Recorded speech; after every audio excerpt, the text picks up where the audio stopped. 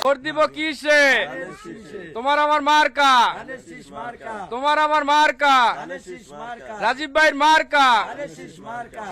আসন্ন ত্রয়োদশ জাতীয় সংসদ নির্বাচনকে সামনে রেখে বরিশাল মেহেন্দিগঞ্জে রাজনৈতিক তৎপরতা তুঙ্গে।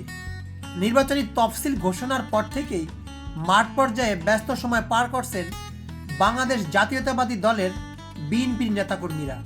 বিশেষ করে বরিশাল ৪ হিজলা মেহেন্দিগঞ্জ আসনে বিএনপির মনোনীত প্রার্থী স্বেচ্ছাসেবক দলের কেন্দ্রীয় সাধারণ সম্পাদক রাজীব আহসানের পক্ষে জনমত গঠনে কোমর বেঁধে নেমেছেন তারা। বিএনপির ঘাঁটি উদ্ধারে প্রত্যয় বরিশাল ৪ আসনটি ঐতিহাসিকভাবে বিএনপির শক্তিশালী দুর্গ হিসেবে পরিচিত।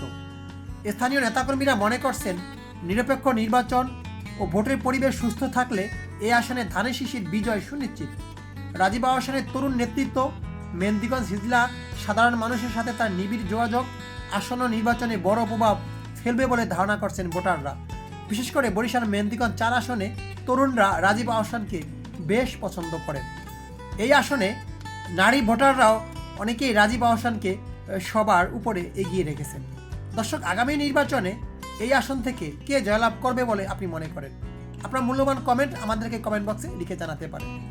আজকের মতো আমি বিদায় নেব। আর এরকম ভিডিও পেতে আমাদের পেজটি ফলো দিয়ে রাখবেন। আল্লাহ হাফেজ।